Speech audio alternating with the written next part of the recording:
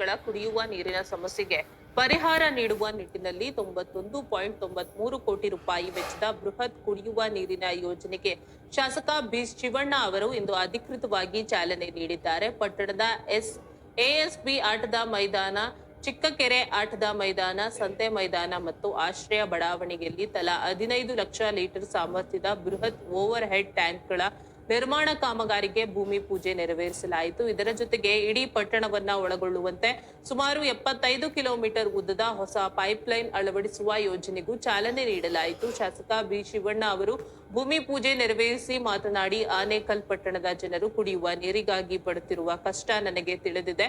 ಈ ಯೋಜನೆ ಪೂರ್ಣಗೊಂಡರೆ ಪ್ರತಿ ಮನೆಗೂ ಸಮರ್ಪಕವಾಗಿ ನೀರು ಪೂರೈಕೆಯಾಗಲಿದೆ. ಗುಣಮಟ್ಟದ ಕಾಮಗಾರಿಯನ್ನ ನಿಗದಿತ ಅವಧಿಯಲ್ಲಿ ಮುಗಿಸುವಂತೆ ಅಧಿಕಾರಿಗಳಿಗೆ ಸೂಚಿಸಲಾಗಿದೆ ಎಂದು ತಿಳಿಸಿದ್ದಾರೆ. ಈ ಯೋಜನೆಯ ಮಹತ್ವವನ್ನ ವಿವರಿಸಿದ ಅವರು ಮತ್ತು ನೀರಿನ ಸಮಸ್ಯೆಯನ್ನ ಶಾಶ್ವತವಾಗಿ ಪರಿಹರಿಸುವ ಭರವಸೆ ನೀಡಿದ್ದಾರೆ.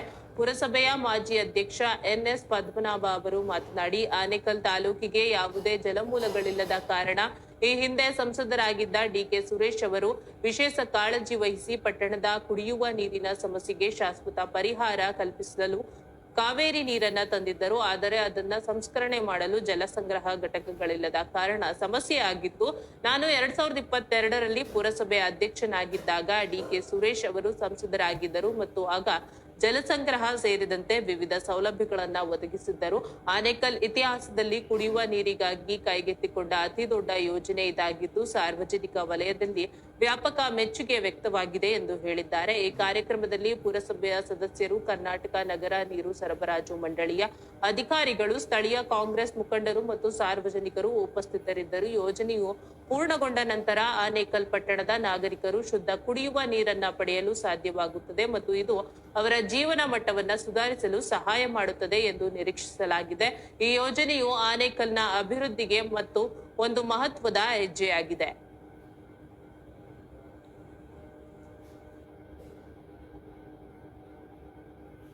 ಯೋಜನೆಯಲ್ಲಿ ಕರ್ನಾಟಕ ನೀರು ಸರಬರಾಜು ಯೋಜನೆ ವತಿಯಿಂದ ಸುಮಾರು 40 ಕೋಟಿ ರೂಪಾಯಿ ಕರ್ನಾಟಕ ಸರ್ಕಾರದ ಅನುದಾನ, ಪುರಸಭೆ ಅನುದಾನ 10 ಕೋಟಿ ರೂಪಾಯಿ ಮತ್ತೆ 51 ಕೋಟಿ ರೂಪಾಯಿ ಕೇಂದ್ರ ಸರ್ಕಾರದ ಅನುದಾನದಲ್ಲಿ ಇವತ್ತು ಒಟ್ಟಾರೆಯಾಗಿ 92 ಕೋಟಿ ರೂಪಾಯಿ ವೆಚ್ಚದಲ್ಲಿ ಇವತ್ತು ಪೈಪ್ಲೈನು ಈ ಎಎಸ್ವಿ ಗ್ರೌಂಡಲ್ಲಿ 15 ಲಕ್ಷ ಲೀಟರ್ದು ನೀರ್ದು ಟ್ಯಾಂಕ್, ಓವರ್ ಹೆಡ್ ಟ್ಯಾಂಕ್.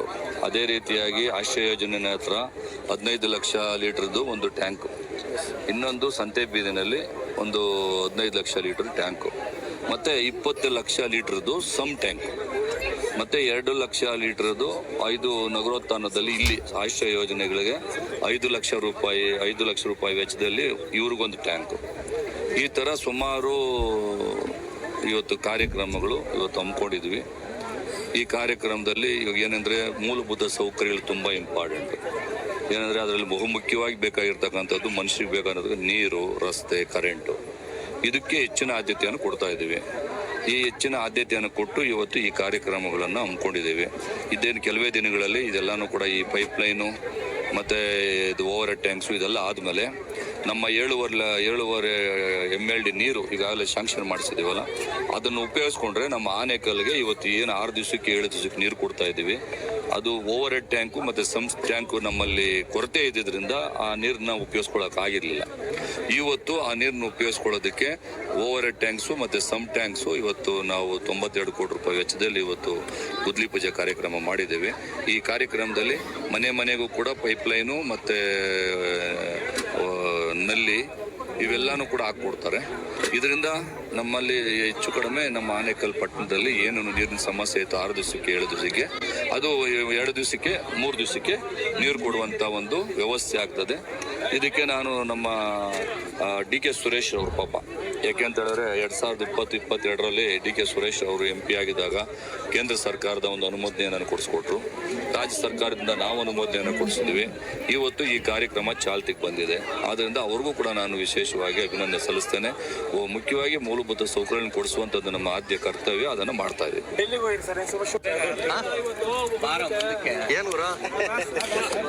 ಏನು ಅಲ್ಲ ಗುರು, ನಾವು ಮಾಡಿರೋದು ನಾನು ಹೇಳ್ತಾ ಇದ್ದೀನಿ, ಸುಳ್ಳೇನು ಹೇಳಿದ್ದಪ್ಪ. ಇನ್ನೇನು ಸುಳ್ಳೇನಾರು ಹೇಳೋದು ಅಲ್ಲ. ನಾನು ಪ್ರೆಸಿಡೆಂಟ್ ಆಗಿದ್ದಾಗೆ ಮಾಡಿರೋದು, ಕೆಚ್ಚಾಗಿ ಹೇಳ್ಕೊಂತೀನಿ ನಾನು. ಇರ್ಲಿ, ಆಗ್ಲಿ ಬಿಡ್ರಿ.